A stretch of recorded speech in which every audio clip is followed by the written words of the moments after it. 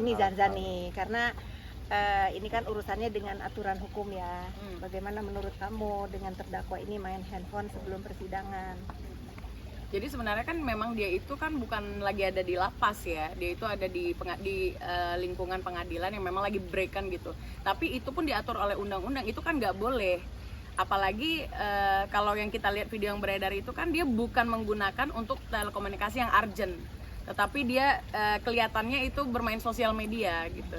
Artinya nggak boleh, apa kepentingannya dia membawa HP sedangkan tahanan yang lain itu atau pesakitan yang lain tuh nggak melakukan hal itu dan memang nggak boleh. Walaupun sebagian orang bilang wajar karena banyak yang kayak gitu. Iya, kalau gitu kita tidak menormalisasikan pelanggaran gitu. Iya betul, setuju itu saya, tidak menormalisasikan pelanggaran. Dan seperti tadi dibilang sebenarnya juga ada kok yang kayak gitu. Iya. Ini sebenarnya gimana sih Kak yang harus diperbaiki itu dari sistem apanya? Dari sisi mungkin dari kita ya, jangan pernah menormalisasikan. Nanti bahaya kalau sekarang koruptor udah biasa, orang korupsi aja gue. Kan nggak bisa juga kayak gitu. Memang benar, kebanyakan oknum ya nggak boleh kita tambah-tambahin banyak gitu loh. Artinya ini jangankan pesakitannya, anggota kejaksaannya atau lapasnya pun harus lebih hati-hati lagi karena kan memang ini aktif sekali sosial medianya. Sama satu lagi saya mau sampaikan, dia ini kan adalah terdakwa dari pembuli ya, salah satunya bully yang dia lakukan.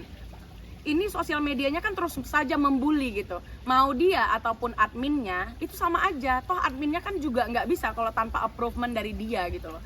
Artinya pihak penegak hukum itu harus harus bisa membatasi itu juga demi menjaga lebih menjaga kepercayaan masyarakat terhadap penegak hukum gitu loh. Dan lebih ke perlakuan yang berbeda dengan antara si terdakwa. Ketimpangan sekarang, sosialnya kelihatan.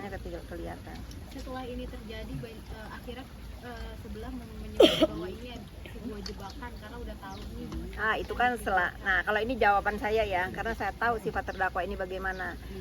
Jadi kalau dugaan saya ya, si terdakwa ini selalu playing victim. Ketika ketahuan dia melempar bahwa ini kelakuannya kubu yang melapor misalnya. Kan saya lihat tuh di dunia maya di story-nya dia bahwa kan itu ada rekaman CCTV, minta ditangkap siapa yang merekam. Saya dukung, tangkap yang merekam siapa, saya dukung karena saya merasa bahwa ada pesan dari terdakwa ini untuk ke pelapor bahwa dia merasa framingnya dia kan dia hebat, dia kebal hukum, bisa ngatur semua. Nah ini yang saya tangkap itu terdakwa ini sepertinya ingin menunjukkan itu kepada pelapor.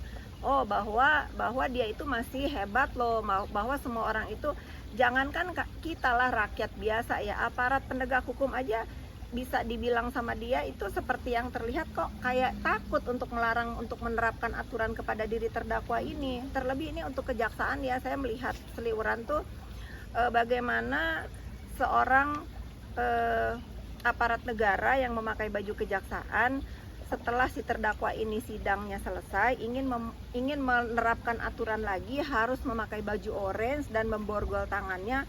Kok seperti orang yang ketakutan untuk memborgol tangan terdakwa ini? Di mana marwahnya kejaksaan ini di mata terdakwa ini? Ini kan disaksikan berjuta penduduk Indonesia.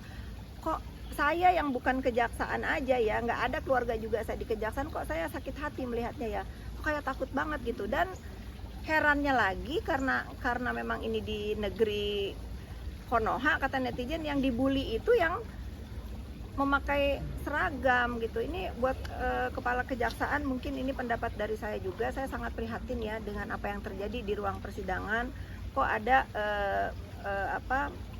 pegawai kejaksaan, aparat negara gitu ya, yang bisa menurut saya itu dilecehkan oleh terdakwa gitu, karena dia lari-lari tangannya dan akhirnya dibully kan yang ingin memasangkan borgol ke tangan terdakwa. Itu sih.